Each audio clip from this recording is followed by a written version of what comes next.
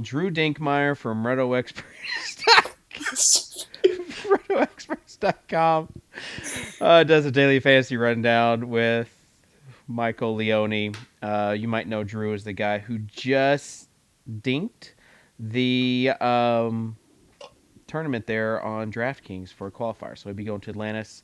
And then the guy that just basically cannot stand Rob Gronkowski.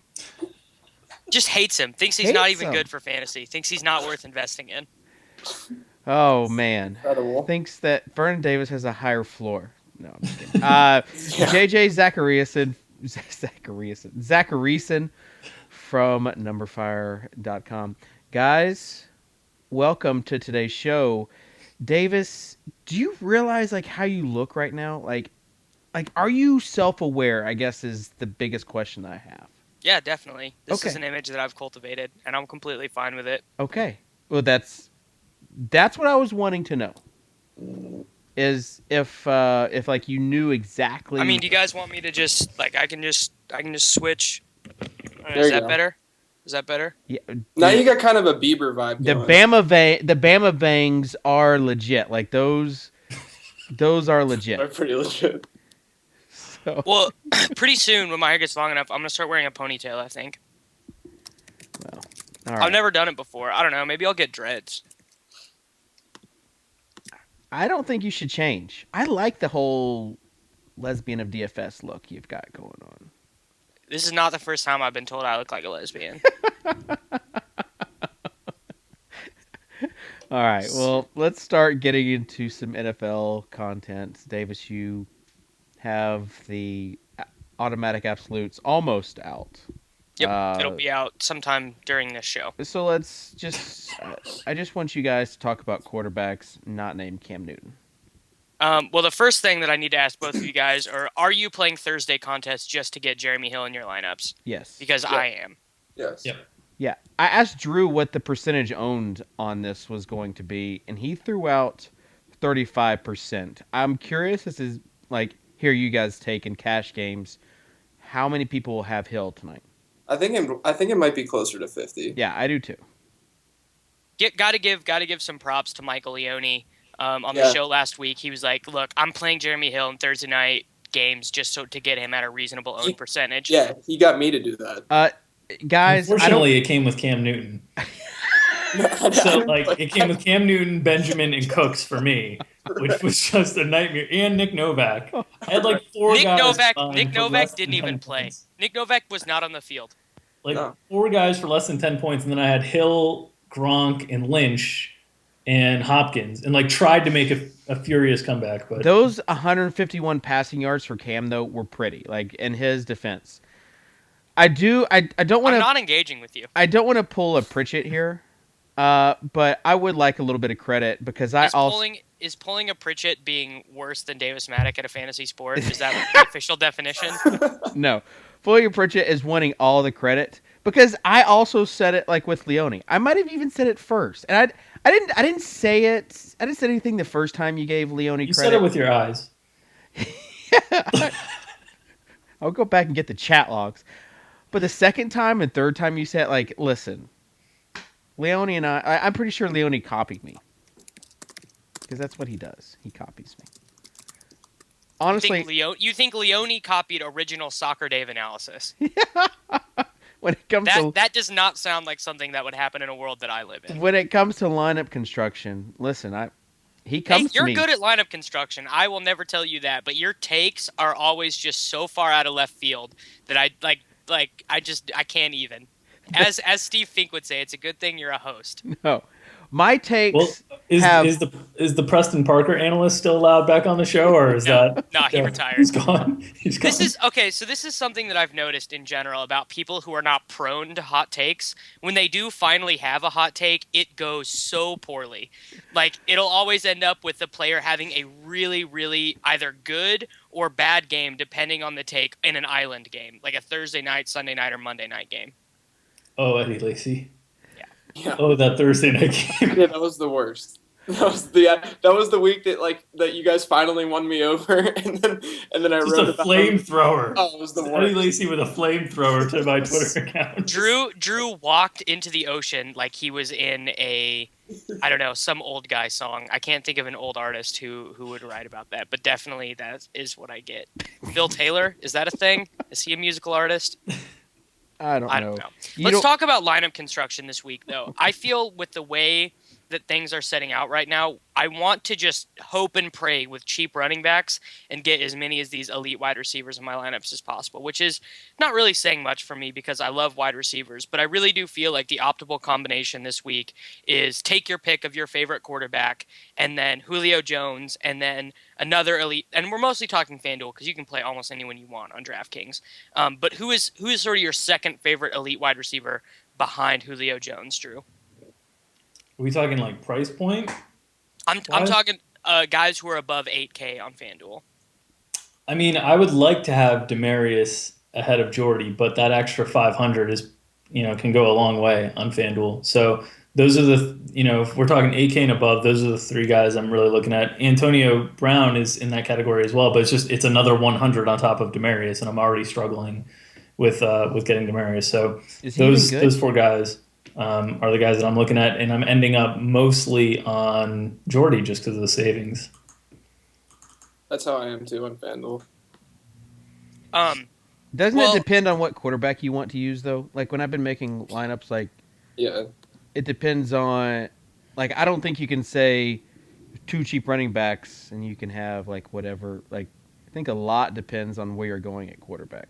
I agree. I think a lot depends this week in general if you're willing to spend on Rodgers or Manning potentially. I like Rodgers more, but if you're gonna well, pay, let's pay let's let's talk about that okay. because I actually like Manning a little bit more. So why is it that you like Rodgers more?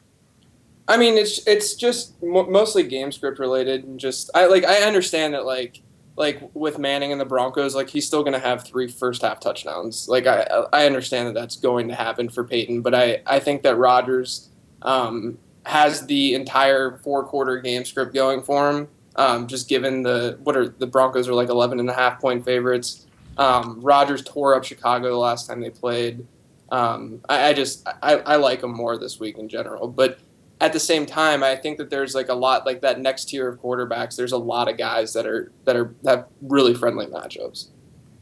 Yeah. Who do you like more between Manning and Rodgers, Drew?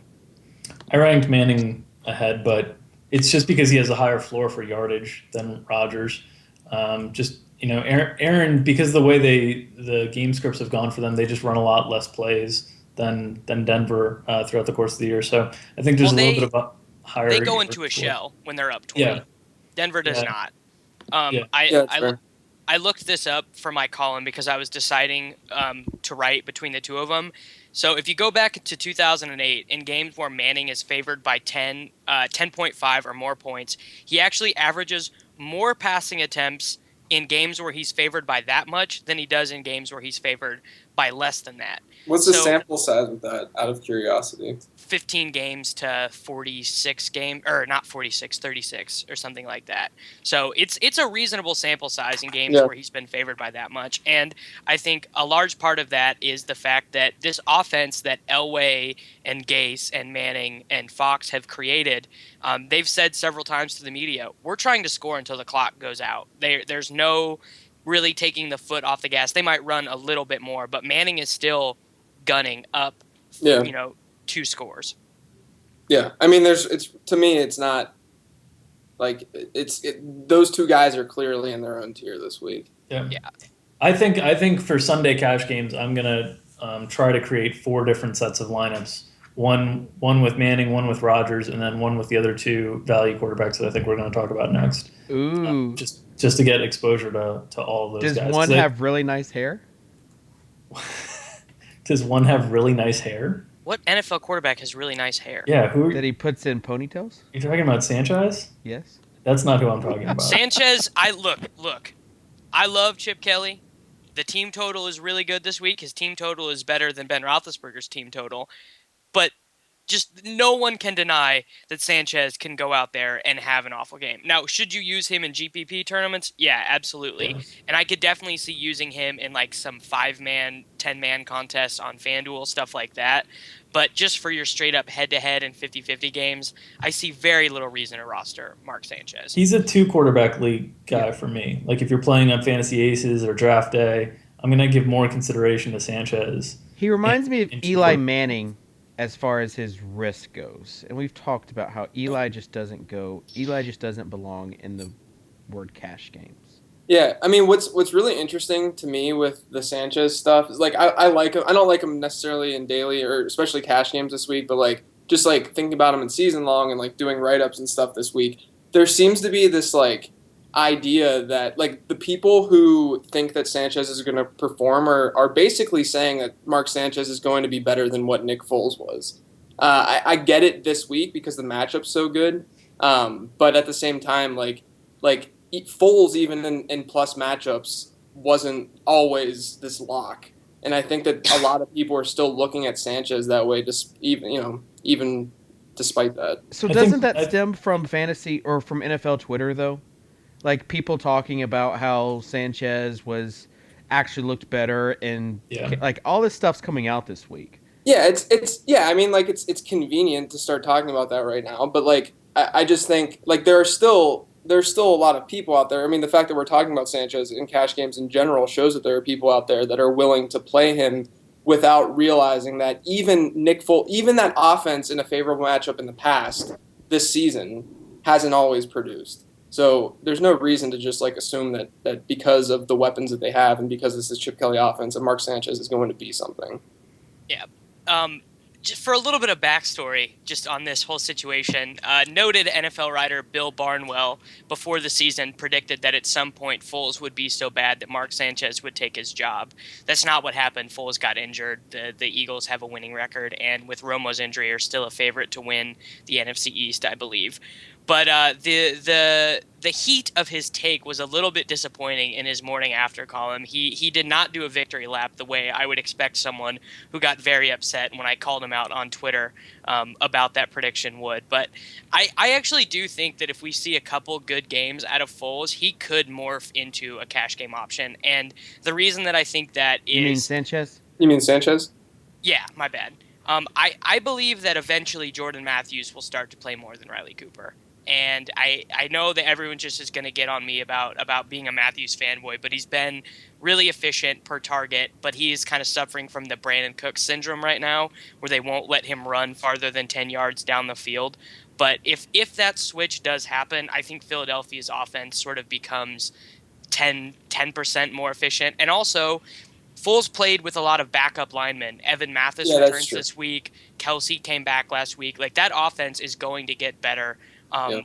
If Riley Cooper is relegated to backup duties behind Jordan Matthews and as the offensive line continues to get healthy. Yeah, that's a great point about the offensive line. He does open up a lot. I just made a lineup on FanDuel. He opens up so much if you use, especially if you play any GPPs tonight. If you play Hill and Sanchez, you pretty much have your pick of the litter. You might have to go cheap on tight end, but you pretty much can play whoever you want. Yeah. All right, before we talk about running back and wide receiver, let's talk about tight end. Just in terms of value, who is the guy that you are going to own the most of this weekend? I'll let JJ go first since he loves tight ends. You really do. Well, I'm definitely not going Gronk this week, guys. It's so typical of you. You just hate Gronkowski so much. Yeah, can't stand him. A guy that I'm looking at in cash games, just because, like you said, like I think the lineup construction this week, I am going cheaper at tight end just because I want to fit in some of those wide receivers. And I don't. And if Jimmy Graham had a better matchup, I think that there would be more of an argument for him. But I like Owen Daniels a lot this week because he's a dad runner, and I love dad runners. But the matchup's awesome. He has 18 targets over his last 2 games. He's caught 12 passes over that time. He's in a pretty favorable matchup. 60% of his games this year after the Pitta injury has resulted in top 15 tight end play. One of those games where he wasn't a top 15 tight end was that game in Tampa where he dropped the touchdown pass when Flacco had those 5 touchdowns. So I think Daniels is priced really nicely on DraftKings. He's pretty nice on FanDuel as well. So I'm looking at him. I'm going to have a lot of ownership with Daniels. What's an official ruling on Larry Donnell's dad runner status? Oh man, he's not on Owen Daniels level though, dude. No. All right, Drew, Owen Daniels is tight bad. end. Let's hear it. Let's hear I some mean, flames. JJ just stole my take and Wow, patted Owen it Daniels with a from bunch both of you, stats. huh? I like Owen Daniels. You mentioned it, 18 targets last 2 weeks. That's big time volume. And I do think there's other guys around that price point on FanDuel. I think on DraftKings it's tougher to find guys around the price point, but I Yeah. really like Daniels. But on FanDuel, there's Heath Miller. The Jets have stunk against tight ends all year. And Heath has that kind of tournament type upside that's nice too, because when he's been right, he's been like 25 plus. Not with fantasy points. Martavis Bryant taking Almost literally all no, his touchdowns. but almost 50% of Heath Miller's receptions have come in 2 games this year. Like Drew's completely, and the thing is too, Drew, to your point, is that the 2 games that he did blow up was against Tampa Bay and Indy, which are 2 teams that can't defend Yeah. a tight end as well. Yeah, so I like Miller. I don't mind Donnell at all. I mean, Seahawks have been so bad against tight ends, and Yeah. the Giants are going to have to throw the ball because fat Andre Williams can't run for more than a yard and a half at a time. So I mean, I Hey, don't. but Those Salfino three was right guys. because Rashad Jennings got hurt. Yeah, exactly, Yeah. exactly. I wrote Donnell up as sort of like my number one guy. He has a 25% market share of their red zone targets, that's like a really good number. That's like a Kelvin Benjamin, Calvin Johnson, Demaryius Thomas type number.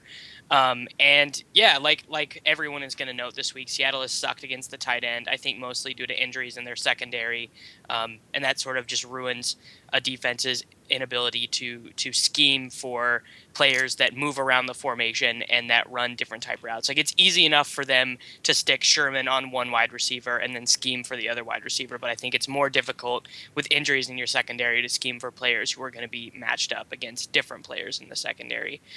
Let's get some Julius Thomas narrative street takes though. A lot of people are going to want to play him on DraftKings this week due to Peyton Manning telling the media after the Patriots lost that he wants to get him more involved. And we've said it before on this show that if Narrative Street does exist, which I do not believe that it does exist for Peyton Manning because there are specific instances in the past where you can point to where he said, I don't know, what was it? Dallas Clark is going to eat this week because he didn't last week. Yada yada yada. There are also He did say last week that it might be Wes Welker's week. So yeah, and I was just getting ready to worth. say you can point back to instances in the past where he said that and it didn't come to fruition because, like most narrative plays, people only remember when it works and they choose not to remember when the narrative didn't pan out. But I'm not on Julius really at all this week, especially on FanDuel. He'll be on some of my Millie teams, but I just 30% of his catches this season have gone for touchdowns, but he only has 32 receptions this season. What is your Julius Thomas take, Drew? It's a price point thing. And the price point on DraftKings is worth the risk, in my opinion. It hasn't been for much of the season. And last week, I played a ton of Gronk, and I know everybody was enticed by $2,000 cheaper on Julius, but to me, He wasn't like an option. it's really all or nothing. I wouldn't say it wasn't an option. I wouldn't go that far, but I just liked Gronk a lot more. This week at 4,900, that's starting to get to a point where the risk is worth the reward, and so I don't mind him there. I wouldn't touch him on FanDuel. And he's cheaper than Kelsey. Yeah, exactly. He's cheaper than Kelsey on DraftKings. I mean, I'm fine where his price point is down. You just have to realize that if he doesn't find the end zone, or even if he does find the end zone, but that's like his only catch, there's not a lot there. So he's a tough guy to kind of pin. But when the price point drops to a point that's low enough, I'm comfortable with it. And at 4,900 on DraftKings, it's at that point.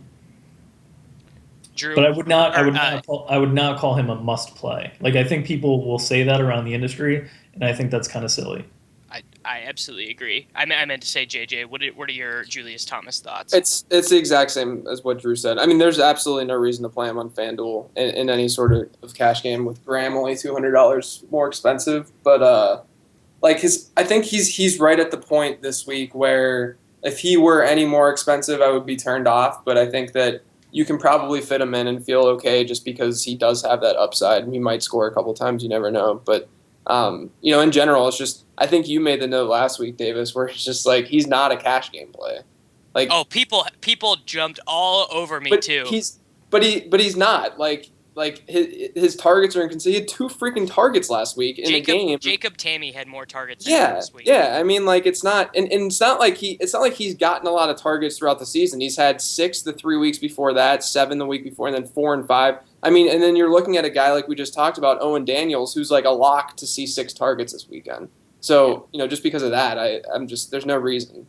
I mean, TBH, this is a ridiculous take, flame take right here. But like, I would project Travis Kelce to score more points than him this week because he sort of does the same thing as Julius, where it's touchdown or bust. But also, if he does happen to get in a series and stay in, like all he needs to do is get like he's a weird guy. He's a space tight end. He's a tight end where if you get him the ball in space, he can do stuff. Like Julius is just not that athletic. Like he's not racking up yards after the catch. That's not really the type of player that he is. So I don't even hate playing Travis Kelce in cash games instead of Julius Thomas, despite the fact that he's not on the field as much because he has a ridiculous fantasy point per target. I believe he's 0.2 behind Gronkowski in terms of fantasy points per route ran. So That take is very hot. What about it's not that hot. Travis Kelce. It's very hot, man. Like you're saying you'd project, like saying you'd play him over, that's fine. But saying you'd project him over, like his Julius Thomas's touchdown projection is going to be way higher than Kelce when you factor in red zone opportunities for the Broncos compared to the Chiefs. When you factor in his red zone efficiency. Okay, like, that's fair. That's fair. I love when Davis makes a hot take and then Drew's like, "Well, I wouldn't say that." And Davis, "Okay, yeah, you're probably right." Drew is one of like 6 people in the whole world that I respect. He's like the anti-Matic hot take guy. Like, I'm the extinguisher. Yeah. It's like normal logic can't get through to Davis, but like Dinkmeyer logic does. It's like Max, okay, well I get that. Because Drew speaks my language. He speaks to me in data, not like feeling or like what they. He tells me like real, actual scientific things rather than just being like, well, if you look at the way that Denver approaches their offense against 4-3 base defense, like I'm just that is white noise to me. I don't even know what that means. I'm just glad that Davis is watching NBA games. Like he is actually watching NBA film. I love the NBA. It's the most aesthetically pleasing thing in the world. Like it's like watching art. I want to get Drew and JJ's take on the old veteran tight ends going in the primetime games with Olsen and Bennett and see if there's any GPP value there. There's tons of value to be had with Olsen. Yeah, I think more so with Olsen than Bennett. I know Bennett I saw a questionable tag on him. I didn't follow the Bears practice report today, but that was surprising to me coming off a bye week. Right. I think there's GPP value with both just because they'll both probably be in high volume passing games. But Olsen, I think, actually I shouldn't say that. I think Bennett has just as good a chance to score. So I think there's tournament value in both. Fair enough. Olsen hasn't really seen volume over the last couple of weeks either, which is a little scary. It's because Cam Newton is quarterback. Yeah, no kidding. Right? Oh man, he's also $500 more. I want more than anything in the world for the Millie Maker team that wins this week to have Cam Newton on it, because if that happens, I'll scream with happy. It's because you'll be the one winning because no one else is playing him. How can no one else be on him against Philadelphia? It's ridiculous. Nice, JJ. This is a good natural seg though to wide receiver talk. Well, can we since we skipped over the value plays of quarterback, can we just say Matt Ryan, Ben Roethlisberger, and then move forward? Yeah, I do. I gave that segue, and then we just went right away. I don't mind Carson either this week that much. Yeah, against St. Louis. Like some Carson Palmer too. But I do like Ryan. Ryan's price on DraftKings is silly.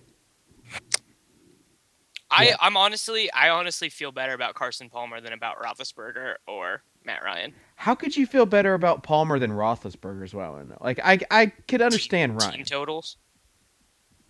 Okay. Like I don't know, Vegas betting against Vegas in the long run seems. I tweeted about that today. Like I'm kind of intrigued by the lower total for the Steelers this week.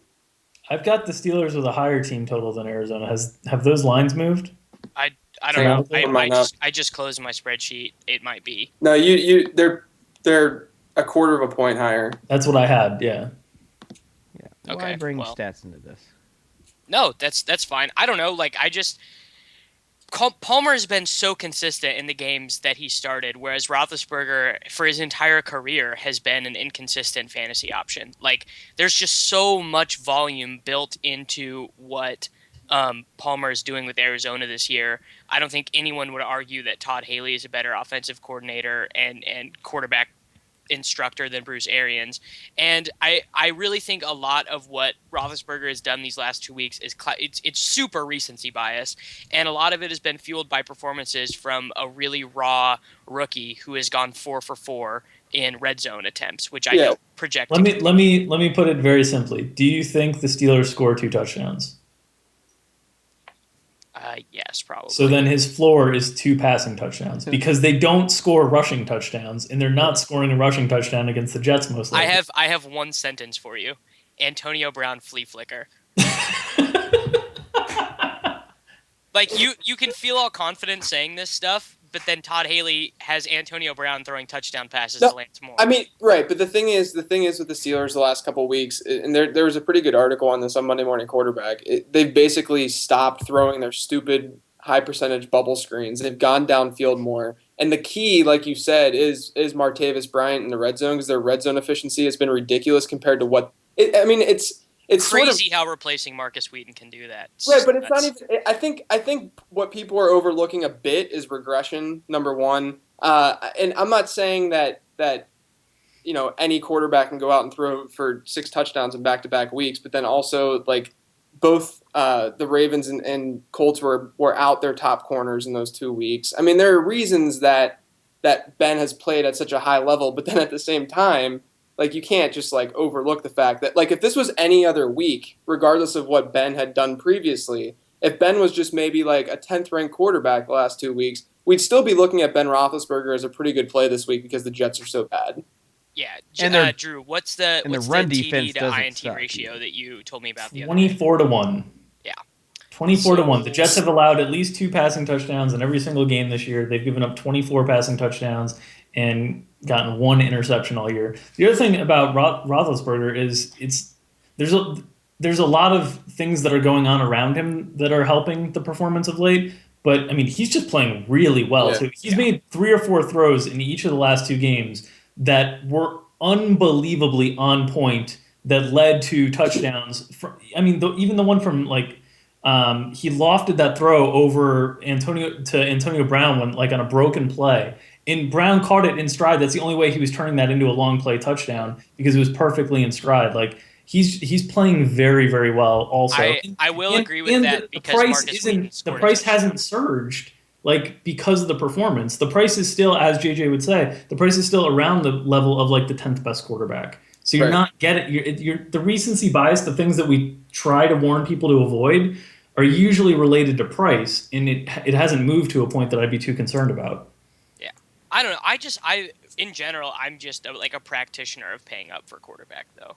Like, that's fine too. Yeah, I don't mind that either. One stat I wanted to give you, Davis, because I know you'll appreciate this. Do you know what the lowest yardage total Antonio Brown has posted this year in a game? Like 86. 84, yeah. 84. Dude, and obviously he's got a 5-catch floor. So his floor in PPR this year is 13 points, which is absurd. He hasn't had a single digit PPR game since November of 2012. I very much hope that Antonio Brown has a first-round ADP in seasonal leagues next year. That will make seasonal leagues very happy. Here we go. We have to turn it into a negative. We have to somehow turn Antonio Brown into a negative. So we'll talk about next year's ADP and how he's going to fail miserably. No, he's not going to fail miserably. He's going to do what he always does. He's going to have 100 catches, 1,200 yards, and 8 touchdowns. Man, I hate that out of my wide receivers. Oh, this is classic Matic. Freaking classic. So now, who did you want to go to before I had to segue us back to quarterbacks, just so we hit those value quarterbacks? Yeah, we were talking about Martellus Bennett. So I really want to talk about Brandon Marshall, because he has a price point that's really alluring on almost every site. So this is something that I've had to consider as a fan of Marshall in general, as a player owning him in seasonal leagues. Really, there's just really standard age regression stuff happening to him, and I think when we're in the middle of a season, it's hard to look at stuff like that and apply a macro lens of historical trends to a season in which Marshall has shown. He had a 3 touchdown game, but he's also older. Older players tend not to be as productive on a per target basis. He's been hurt. So I was just wondering your guys' thoughts about Brandon Marshall both this week and in a larger context, because there's also a big historical trend of guys that size over the age of 30 really struggling. I don't I mean, I don't know what that I don't means. know, like stuff like that though. Like when I'm looking at a single week, and the fact that he has 29 targets in his last 3 games, I still like him a lot this week because his price is pretty reasonable. Yeah, I like him too, but that's what I'm saying. In the context of a single week, it's hard to think about the Right. overarching historical stuff that we know matters, but we tend to take this really micro look at these players I rather got than you. looking Okay. at the macro trends that they are a part of. Yeah, I mean, I I don't know. I didn't really think about that because you're just throwing it out there right now. But But Drew, I He's been still so bad this year. he's been so Like damn he has bad. inefficient. like he's averaging like 1.2 yards per I think it's per route run. Like he's No, 1.2 no. is not that He bad. was also hampered by injury to start the year, and like I don't know. I don't mind him. Like I would understand that, and maybe I guess the matchup's not that easy, but Well, like that's the thing. No, it's not a match. It's not a good matchup at He's all. going to get a lot of Casey Hayward in the slot, who's been really, really good.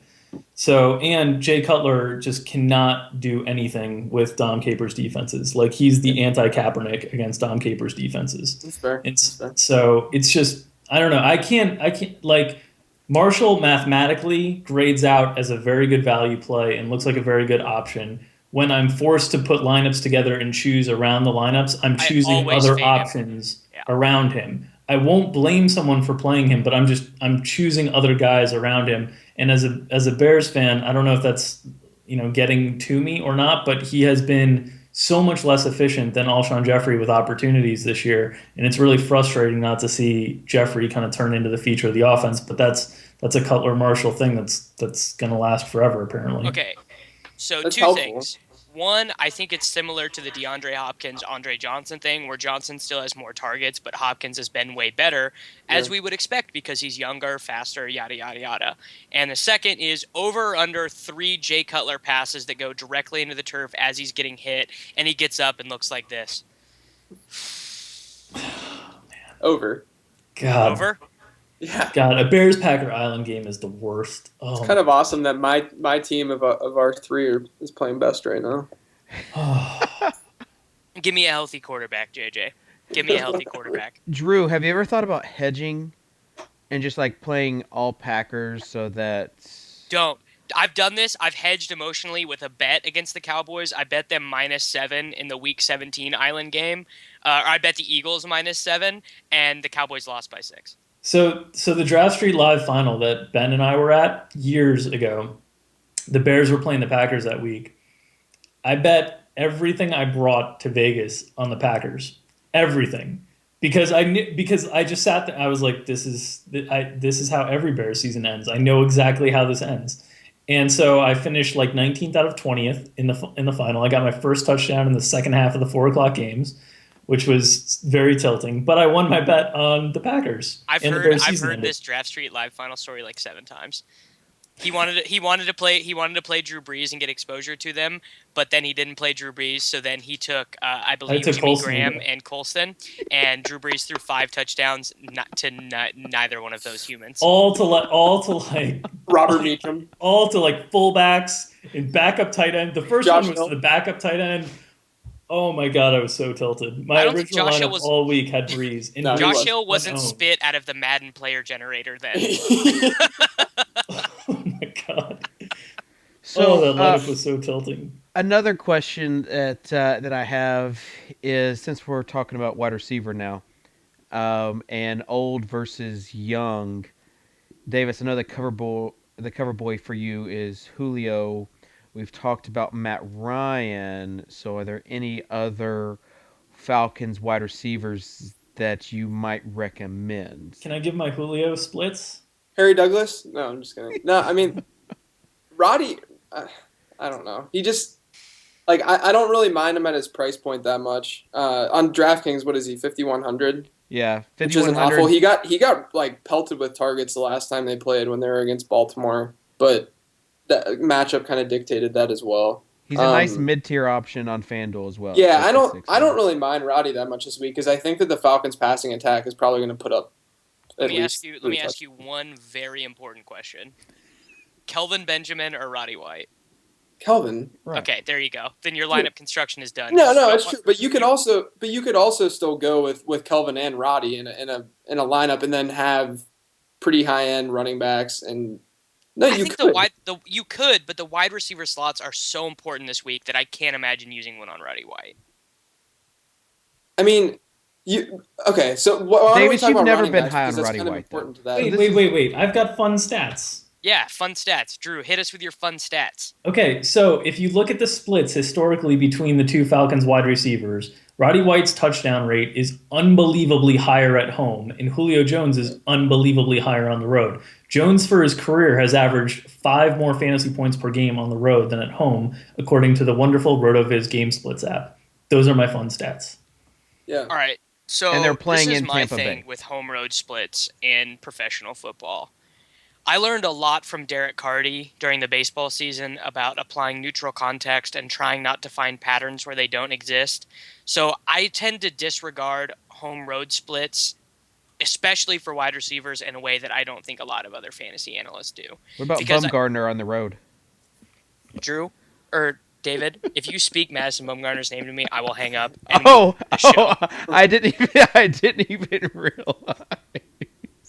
One more Madison Bumgarner mention, and I'm This done. was a I'm regular out. season I'm glad you're joke. not emo-matic this week, though. To be honest. I'm still upset about it, and I'd prefer if we didn't talk about it. Sorry. I don't necessarily disagree with your take, but I think there's something to the fact with Roddy and Julio that like Roddy is his game requires more precision, right? It's like it's a route running game. It's getting open in like small spaces. Julio's is just raw athleticism. You're So also in like perfect conditions, it makes a Right. little bit more sense to me Yeah. that Roddy's game would perform stronger. And then when he can't perform as well in erratic conditions, then they have to force feed Julio.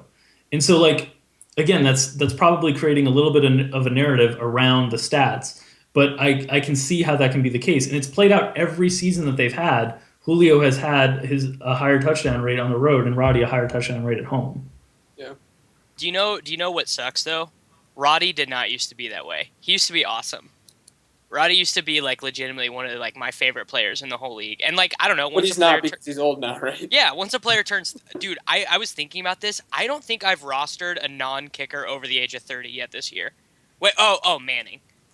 But other than that, I really don't think I've rostered a player over 30. Because I take the mathematical concepts that I believe in to heart, and like I won't do what I think are minus EV plays over the long run. And like age regression, like learning about baseball from Drew and from Derek really has helped me in daily fantasy football because it's trying to weed through a lot of the noise that is inherent in football analysis because so few people who analyze football professionally have a background in statistics and like what matters and what doesn't, that a lot of the analysis out there is based on noise rather than signal.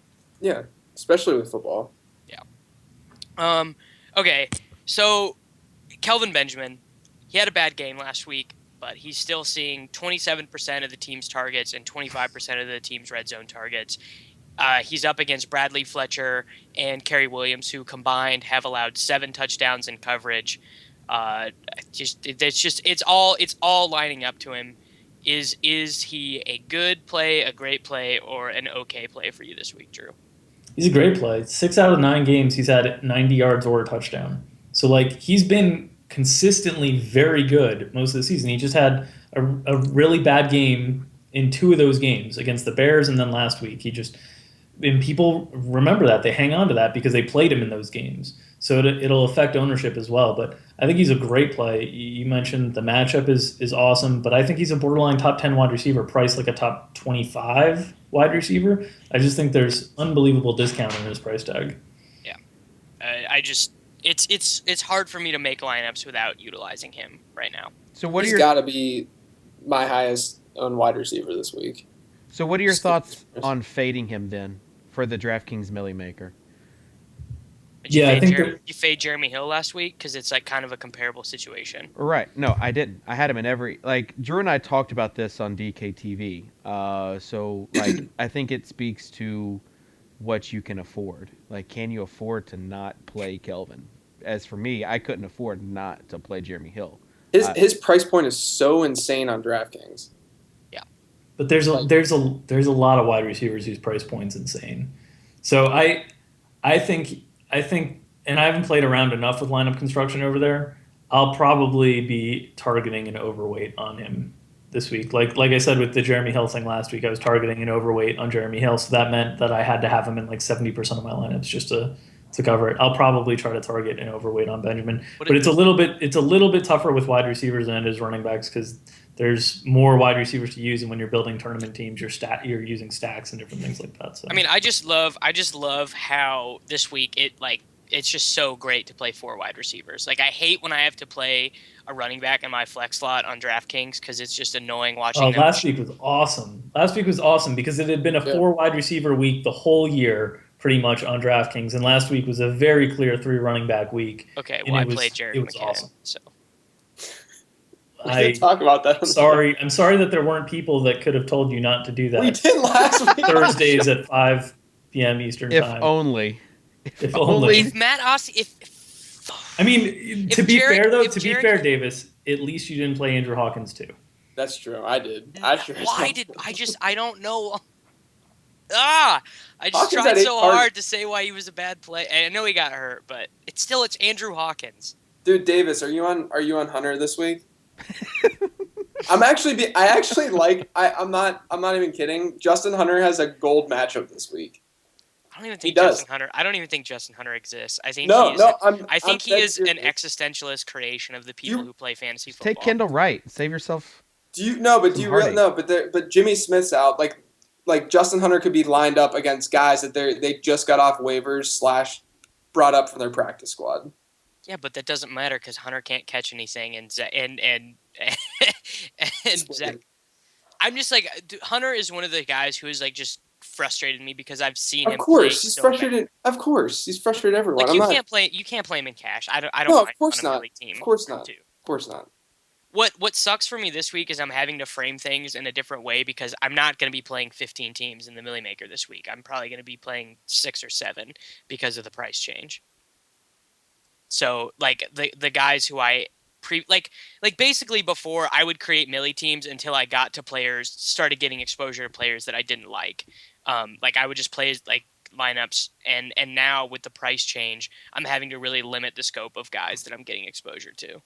And so like Hunter's just not a guy that I can trust in an entry. I'm really intrigued. The like number 2 guys can destroy the Ravens, and we saw that with Roddy. We saw that last week with everyone on the Steelers. But like it's a legitimate matchup for them, and I'm not saying that I'm going to be rolling out cash lineups with Hunter, but like, and I know that we've said if this is the week, if there's going to be a week, this is the week for Justin Hunter, but there's a lot of intrigue with the matchup this week. I have another question as far as 2 wide receivers on the same team who you choose the same price point. Seems like we're seeing a lot of it this year. Evans and Vincent Jackson, though. Right next to each other, pretty close in salary. Evans would be my guy. Yeah, although with McCown back, the answer is 108 passing yards with 3 interceptions, maybe. Yeah. What are you using? Like McCown's year so far in Tampa Bay has been definitive proof that Mark Trestman should just be head coach for life in Chicago. Maybe offensive coordinator. Yeah, I was about to say. I would say Drew disagrees. Okay. Oh, yes. Okay. Maybe Cool. offensive So coordinator. this is the one we need to have one other conversation. Here Jordy comes the Nelson, Devontae Adams. I was talking to Drew earlier on Twitter, and I think Jordy Nelson is a good play this week, but I think that there are paths of less resistance at the wide receiver position. Like, I know there's a $500 difference between Demaryius and Julio, but I would rather create those $500 of cap space to get to Demaryius because I do think Kyle Fuller is very good. He's only allowed 1 touchdown in coverage this year, it did happen to go to Jordy Nelson. I don't think anyone would argue that Kyle Fuller is good enough to shut down Jordy Nelson. But I also know that Aaron Rodgers' favorite player is the open one, and Devontae Adams is a starter. He's played more snaps than Randall Cobb the last 2 weeks, and there is an added bonus that if this game does get out of hand, because all of the special teamers for Green Bay play defense, they only have 5 wide receivers active, sometimes only 4 if Janis remains inactive. So Adams is in there for the garbage time drives in the fourth quarter. So what do you guys do with that information? I like Adams. All right.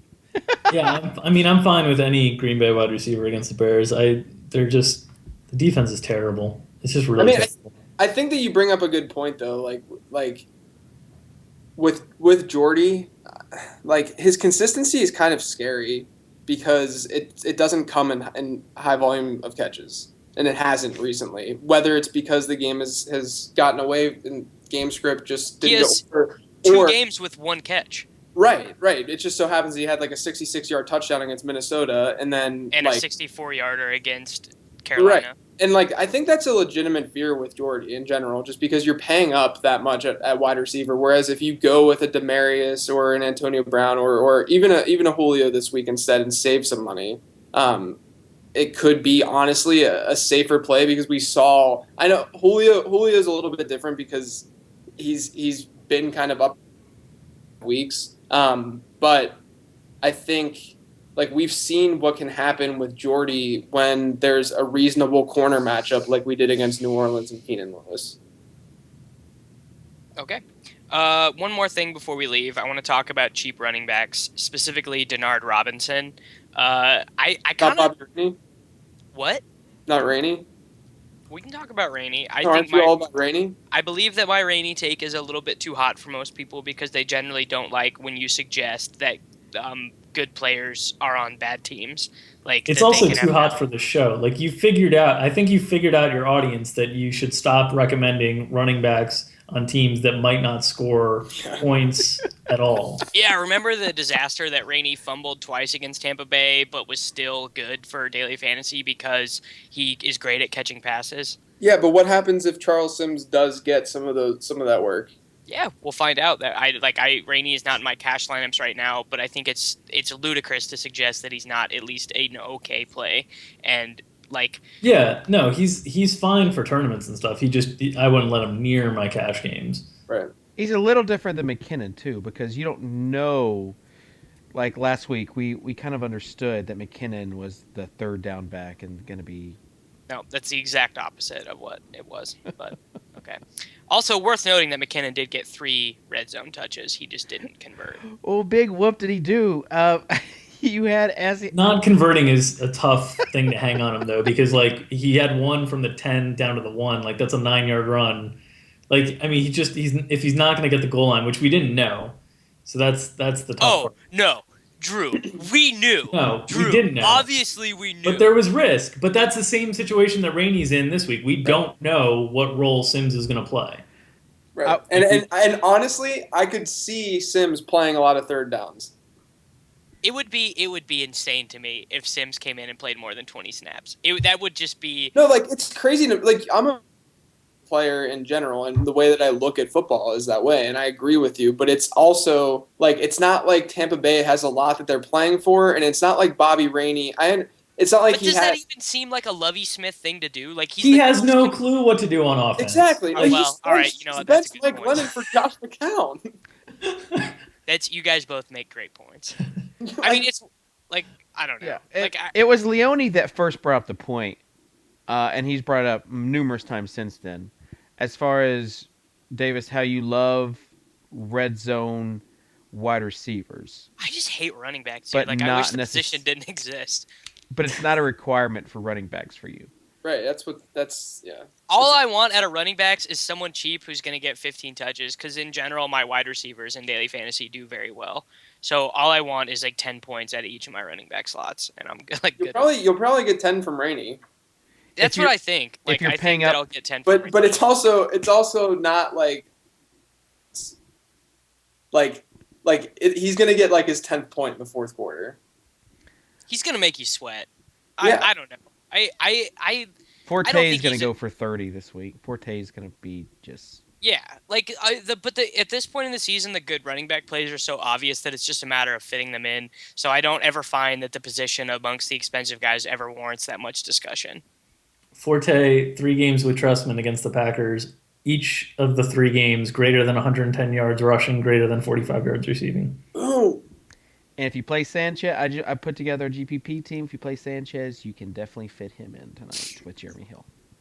That's a fun combo. Yeah, I mean that's the thing. Like, how are you guys handling those like super expensive running backs? Because it's like, I'm just playing McCoy.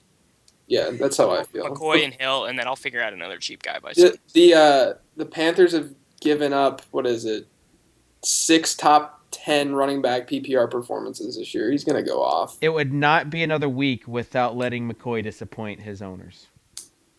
Was he disappointing last week? I must have missed that. He was frustrating. He was very frustrating. Yeah, Chris Polk got a touchdown. Yeah. Got third About 100 down. yards. Yeah, but like the opportunity cost around him last week was high because Hillman did really well, Jeremy Hill did really well, Ellington did really well. Let's talk about Hillman now.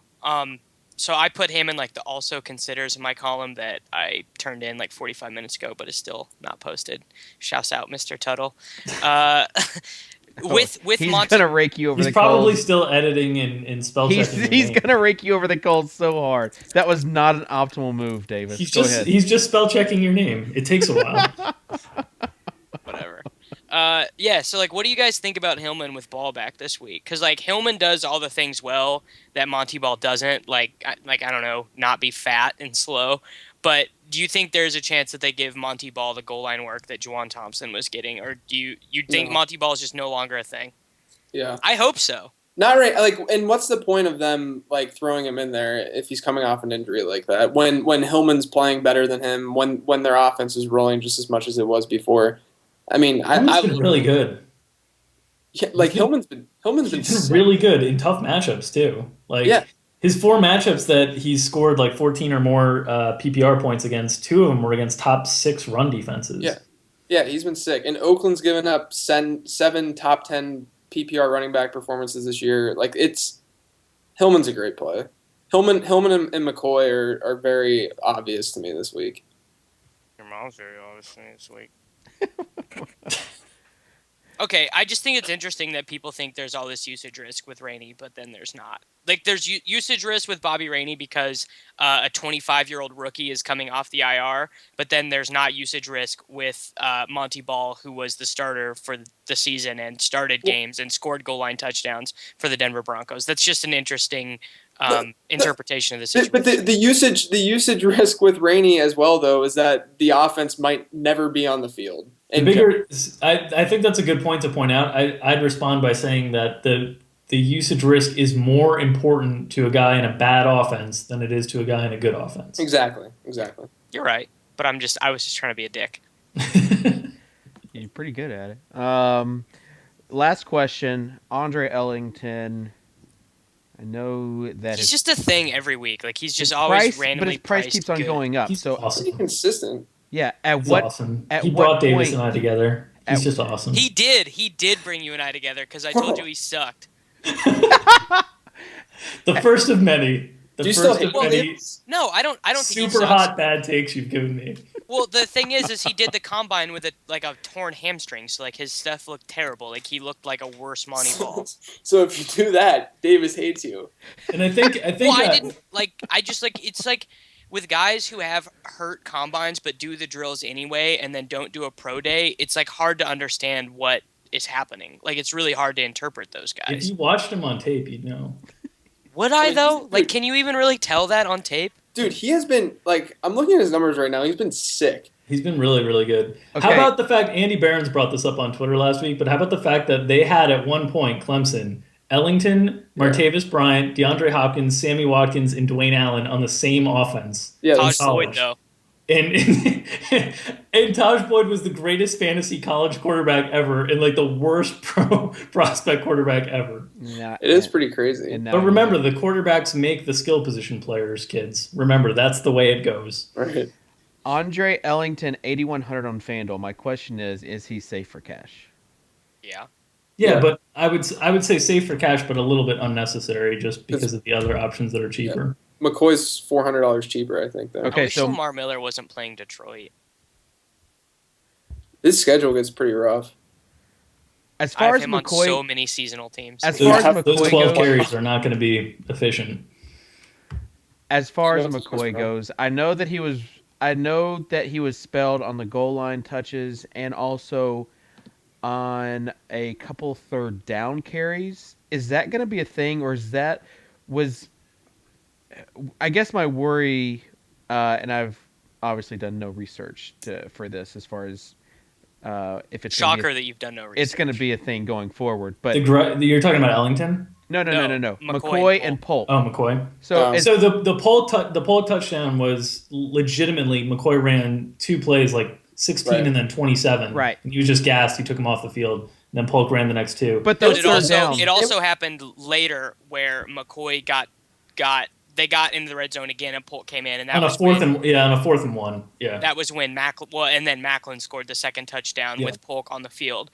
I would tell you that this is something that Chip Kelly did at Oregon, and this was why Chris Polk is on the team. Chris Polk is really, really good. The reason that it wasn't happening earlier in the season was that Polk had a partially torn, I believe, MCL, and it just was like waiting to heal.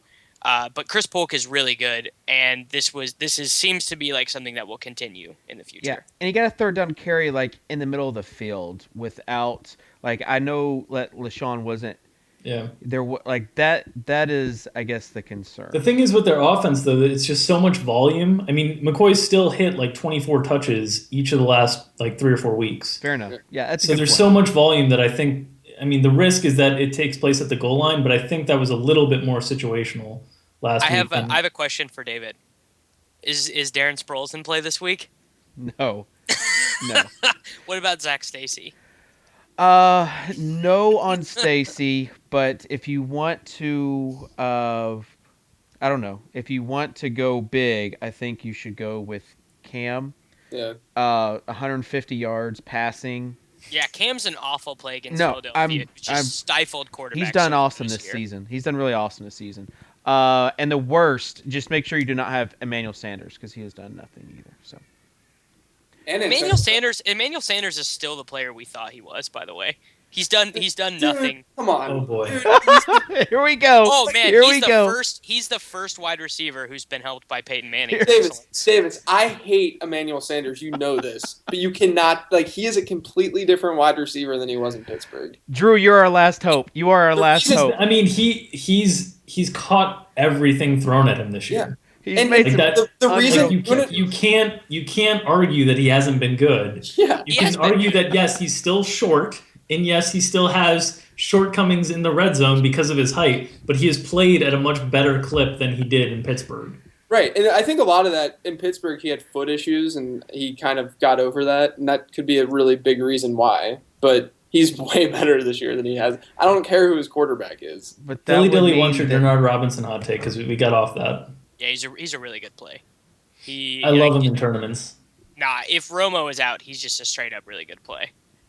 Interesting. Okay. Like Dallas will not be able to sustain any drives. It'll be the ugliest, grossest 17 to 14 game ever. But Denard will get 20 touches. What's helped him is that he's actually replaced Gerhardt and Todman as the route runner. I don't know if people remember this, but when he first came out, he wanted to be a wide receiver. So like when he was like doing his pro day and was at the Senior Bowl and stuff, he played as a wide receiver, and that was sort of the position that the Jaguars wanted him to play before they realized that he couldn't do it on the outside. But he can still run pass routes, and he's ran I believe the number is 31 the last 2 weeks. I'd have to pull up my column again, but That's good to know because anecdotally, just watching like highlights and watching the box score last week, it seemed like Gerhardt was being used in the passing game a bunch. So that was my one concern with Robinson was that maybe Gerhardt was playing like a third down role, and that's why I kind of relegated Denard to more of a tournament play.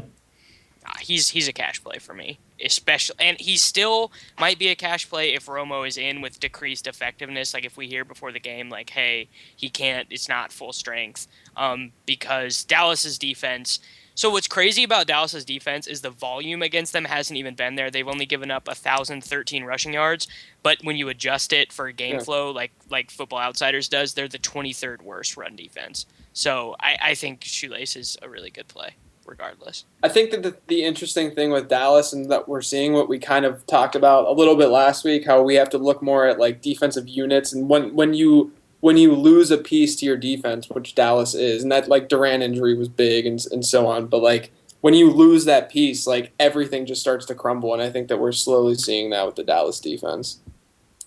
What we're seeing with the Dallas defense is that you can only like coaching and scheming only goes so far before other teams like look at your tape and they're like, "Oh, this is what they're doing that's effective."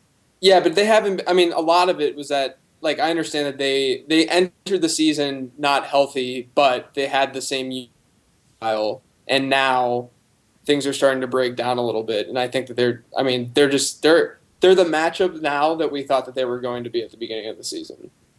Yeah, and they've decreased on offense a little bit, so teams are getting the ball. Like they were still even when they were good, we're giving up the most yards per play in football. Right, It's just right. that other teams have the ball more now because they're not as good on offense. Right. Word. All right. Football's so dumb. Well, that You're dumb. Davis, you are adorable sometimes. You really are. I just like literally, I'm still on monkey tilt from last night about Cam Newton. Well, then don't make blanket statements like CP3 is overrated. CP3 never seen the third round. Is that who you're talking about? CP3 lost by 30 to the Clippers, or Yeah. to the Warriors. Oh yeah, but Drew is just steaming right now. I'm pretty sure Drew, Because CP3, like legit, every argument I've ever made against Carmelo Anthony sort of applies to Chris Paul, and it drives me insane because Chris Paul is everything I would ever want in a point guard. it's all about the team though. That's why Davis would rather have, if he's building a team, Cam Newton over Andrew Luck. So he still thinks that. We confirmed it last night. He still is right. This is a much larger conversation about team building and about how inefficient NFL teams go about constructing their rosters. And a little bit about stubbornness. Also a little bit about stubbornness. No. But yeah, I still think that. Maybe I'll write an article about it for Rotoviz. Just got him to admit last night that Foles is not better than Luck. Just got him to admit last night. So no, I admitted that to baby CSU steps. a couple weeks Baby ago. steps. I was presented with Luck has been a lot better this year than he has been in his career. Right. Like Yeah. yards. Yeah, per- That's always his been- adjusted yards per attempt before this year were like Andy Yeah. Dalton-esque. But he's been really good this year. Davis, this is where your response is, I can't wait for people to draft him in the third round next year. Well, people know that's a I can't wait mistake for that. anyways. Yeah. I can't wait. Like, drafting a quarterback early is dumb no matter what. I know, it's still a good response, though. Speaking of late round QB, thank you for everything that you have provided to this conversation. JJ, you can catch him at Number Fire, Drew Dinkmeyer, the Daily Fantasy Rundown there at rotoexperts.com. He also is on DKTV with me on Sunday and Monday nights. And then our own Davis Maddock. You can reach him on Twitter at Davis Maddock. Let him know how much you appreciate Come him. at me. I have no problem setting your Twitter account on fire. I will do it to anyone. I don't care. Last night had a little bit of a WrestleMania feel with Ben jumping in and then Oh, I set that idiot's... Oh, dude. Drew. I set that idiot's mentions ablaze. Drew went after somebody. I mean, it was like everybody... Still chair. I mean, there was just... Everybody was coming out of nowhere. So, good stuff. Tomorrow we'll have Evan Silva and Dan Gasper, aka Mr. Tuttle. Team Preston Parker. Team Preston Parker. He is... I mean... Preston Parker might have had a really good game. Yeah, then Corey Washington came in and All outgained start him and scored a touchdown. to Corey Washington. Yo, Corey Washington's really good, though. Corey Washington is like a Rotoviz So guy. I want to talk Odell more. Beckham, baby. I want to talk more about the New York Giant receiver situation, but I'll save that for Evan Silva tomorrow. I So look forward to it. that because we know what Drew's answer is going to be. But that will do it for the original ODB, Drew Dinkmeyer, JJ, and Davis. Tomorrow, 5 Eastern, And also, you can catch the replays on youtube.com/Fantasy Insiders and our podcast. Just search for Fantasy Insiders on iTunes or Stitcher. Later, guys.